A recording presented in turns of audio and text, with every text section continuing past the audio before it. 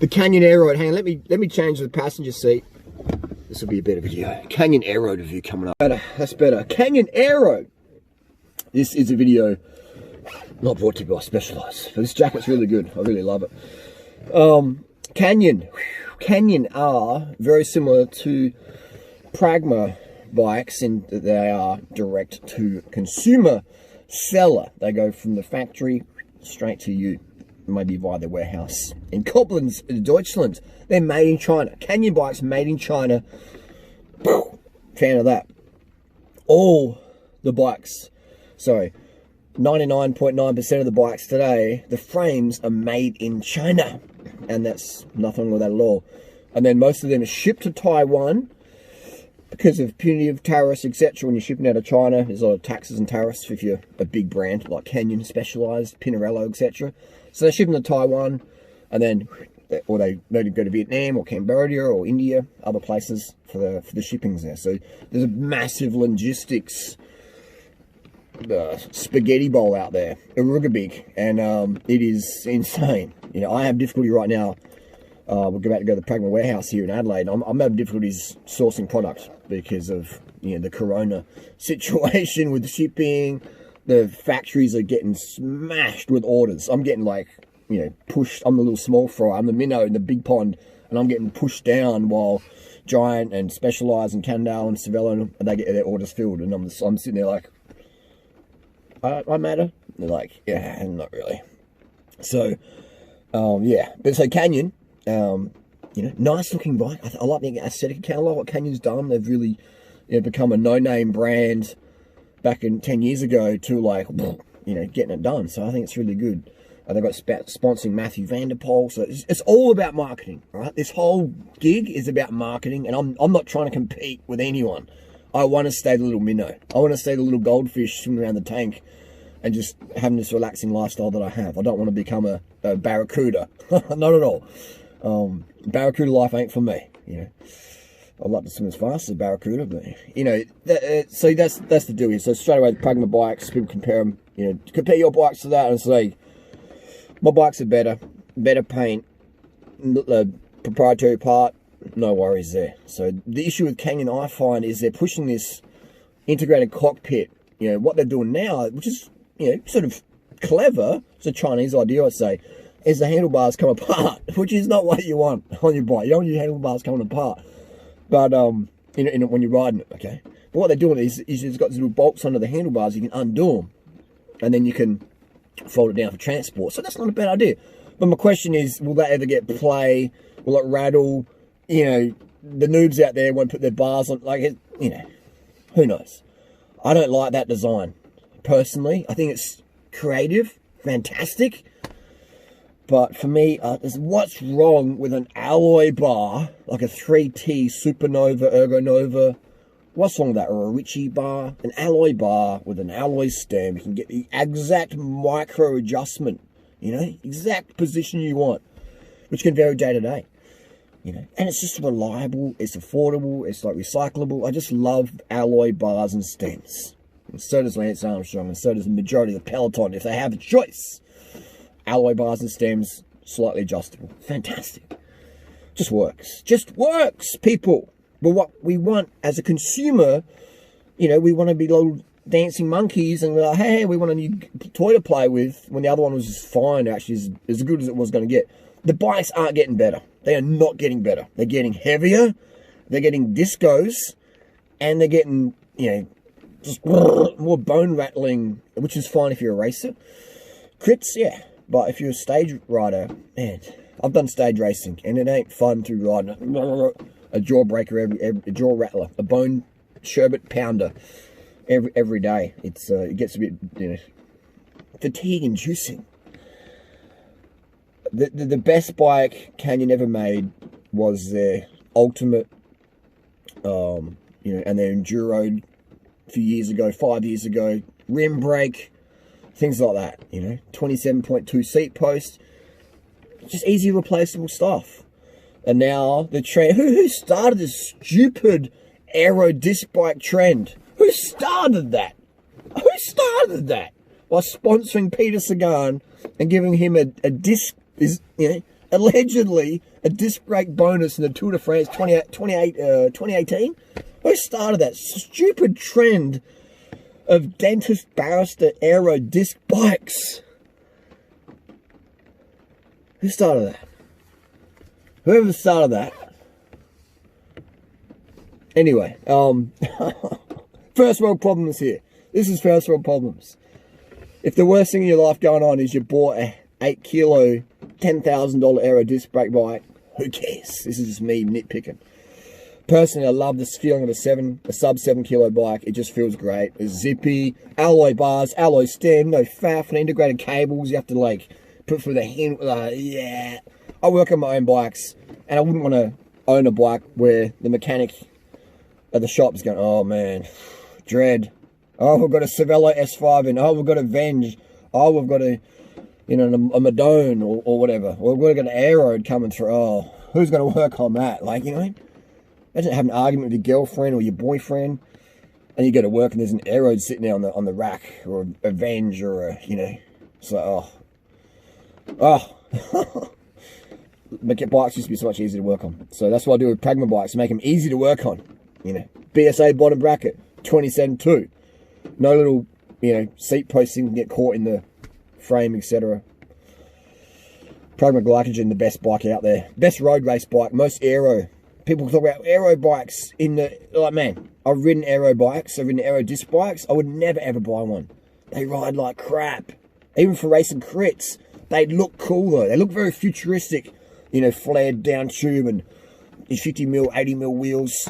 Aero? That's not aero. Ride that in a crosswind. Like, you know what I mean? You're wasting watts and tension and muscle glycogen just trying to stay upright because your bike's like a sail and just getting buffeted around. That's not fun to ride. The most aero bike out there, if you're a triathlete, if you're a crit racer, you know, the most aero bike out there is like an old school Cannondale Super 6, one of my Pragma Glycogens, a giant TCR, a Canyon, not Aero, the Canyon, you know, Ultimate. They're the most aero bikes out there. The skinny tube ones with a little 25 or 30mm rim depth. That's the most aero. Goes in any conditions. Massive gale force crosswinds. No worries.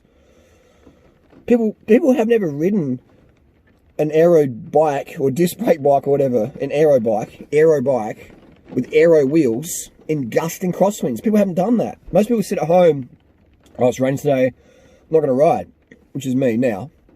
But if your job is out there as a pro rider in all conditions, these aero disc brake bikes suck to ride, man. Just especially when it's windy, because you're getting buffeted all around. So this whole thing, that aero, it's like, oh my god, that's such marketing. But yeah, anyway, you see on the forums, oh, this is a new Canyon Aeroad, 7.26 kilos. Oh, that's heavy, man. 7.2 kilos, what weight? And that's manufacturer's weight. Most manufacturers are jerking the gherkin when it comes to entering the data on how much does our bike weigh. If you want to know how much your bike weighs, go to your local bike shop, bring a little scale and say, hey, do you mind if I weigh the bike? You know, it'll be fine. They'll do it for you, so you don't scratch your frame. And then you'll know how much bike manufacturers bullshit you on the weight. A 48cm frame bike weighs the same as a 63. They use that same weight, don't they? Many brands. And people even say, oh, the new SL7 Tarmac is 6.8 kilos Harley. It's on the UCI limit. Maybe. I'd like to weigh it myself. And if it is 6.8 kilos out of the box for a 52, what about when you had a power meter? Oh, maybe it's got it installed. Okay. Pedals. I don't know about you, but I use pedals on my bike. Cages. Mounts. 7.2 kilos. For how much did that cost you, the SL7? When the SL3 10 years ago was almost about 6 kilos out of the box. Plain weight, you know. But they definitely were light. So these new bikes are getting heavier, and not heavier for strength, heavier for fashion. I don't believe people need carbon rims. I don't believe people need disc brakes on a road bike. Yeah. But if you want them, get them. But don't think you need them. The ultimate bike out there for me, race bike would be, you know, the ultimate. And every single pro rider out there will agree. A world tour rider, not pro as in like you live at home with your parents and race a few crits and, you know, live off your parents' money, which is fine. Living the dream, that's fine. I'm just saying, world tour rider, you know, look what they chose back in the day when they didn't have as much sponsorship pressure. They chose the skinny-walled, skinny-tube road bike with, you know, shallow section rims, a box section rim, etc. Lightweight, tubeless, just a bit faster, feel better, you know. Put that in a real world situation. I'm going to go a skinny-walled bike, a Super 6 back in the day, or a Canyon Ultimate back in the day, or a Specialized Tarmac way back in the day. Things like that. Pragma Glycogen is basically taking all those designs and going, what's the most proven frame out there? You know, mine. What's the most reliable factories I'm using? Same as what everyone else is using. And how much people charging for their bikes. I mean, I get it. They've got to, you know, the profit margins are insane. The profit margins, you've got to have, if you think of the warehouses these places have, logistics, the staff, the lawyers who are probably watching this video, the PR marketing who are probably watching this video, the riders they got to sponsor, the frames that get crunched up and broken and they get, you know, like, they're making some mad margins on those things. The bike, and then goes to the bike shop, and they make a cut. And it's like, this is basically like we're dealing carbon fiber cocaine, you know, the amount of markup the big dogs have because they have buying power. Little minnows like me, minimal margins. Big dogs, you can see it in how much money they come through. Trek's like $1 billion company because of Lance Armstrong, right? There's some serious money out there to be made. Serious money. Serious. It's amazing. It's amazing. And thank God for China, you know. I wouldn't buy anything from China. Typed on a computer, made in China, or a phone, made in China. Trying to make great product. They also make some average product, very, very unsafe product in my experience. Some of the carbon fiber parts I've seen come out of China on eBay, AliExpress, I bought them in my quest to find the ultimate deal. And I was like, man, this is dangerous stuff. This is the fork steerer. The fibers are coming apart. That's not, you know, that shouldn't be getting sold. Especially, you know, you want a fork failing. A frame that fails, cracks, yeah. But a fork that fails, that's catastrophic. You know, one-piece carbon bar and stem. Ali, what do you think of carbon bars?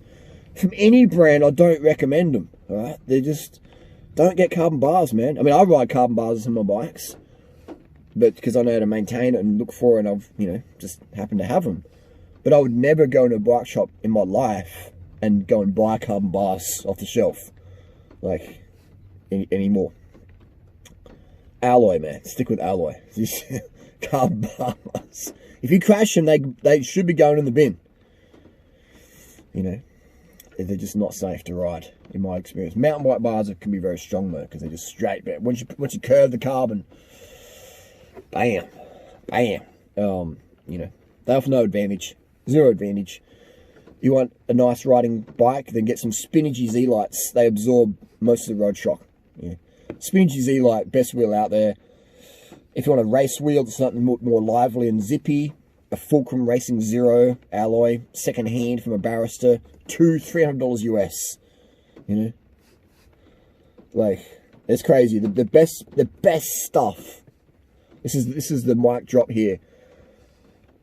The best stuff out there is from 2010, 2008, 2015, maximum 2016. That's the best product out there in terms of lightweight road race. After that, disc brakes come in, this integrated propaganda bullshit came in, you know, and it's just, the quality's gone down in terms of maintenance quality, ride quality, all that stuff. Ticking bottom brackets, BB30, which specialized and finally, after 10 years of BB30 OSBB warranty issues, creaking bottom brackets, disgruntled customers, 10 years! Specialized finally said, hey, maybe this isn't working. Cannondale, can you follow suit? Can you put BSA back in your bike's place? You know, that's the deal. That's the rant. But yeah, first world problems, man. This is all first world problems. I get passionate about this because I deal with customers every day. You know, I shouldn't say customers. I deal with cyclists every day. I'm a cyclist. I work on bikes every day. I don't want to, promote bikes that are just faff. That down the track, where will you get spare fork for that if you crash it? You hit a, you put your bike on the roof rack and you just tap it. And the frame's okay, but your fork's done. Where are you going to get I don't like seeing the whole thing thrown to landfill. Carbon fibre, it's not environmentally, that friendly. It can be repaired though. It can be really, used a lot. But, you know what I mean? So the frames are good, but the forks, I want stuff that's, you can get parts for. This Apple culture of soldering in the RAM, soldering in the logic board, soldering in the battery. So basically, in 5 years' time with an Apple computer, if the enter key breaks, you get the whole computer and chuck it into landfill. It's like, what? I like things where you can get spare parts from. Yeah, it's not good from an economic scale for greedy bankers who are involved in industry, but it's better for Mother Nature. It's better for the planet. And it's better for the end user to have a great relationship with the product where they can fix it themselves, And then when that makes everybody's life quality better, because things aren't stupidly expensive, because some greedy motherfuckers trying to get stupidly rich because they're competing with the other stupidly greedy mofos out there. Who want to fly in private jets and stuff. That's just me, a little rant. I'm not going to change the world, but Gandhi said, be the change you want to see. So that's what I'm doing here at Pragma Bikes. And but anyway, some of the best bikes out there in the world right now are sitting in the spare rooms of barristers, surgeons, dentists, high-income people, YouTubers maybe as well, and then not getting ridden, and they're in immaculate condition, and they're under 7 kilos, and they're probably under $1,000 most of the time. They are the best bikes on earth right now, and they're out there if you know what to look for and where to look. So anyway, that's just a little rant and rave, just being totally transparent, totally honest. Canyon Aeroad, disc brake bike, heavy, disappointing. Canyon's best bikes, 2010 to 2015, 100%, in my opinion.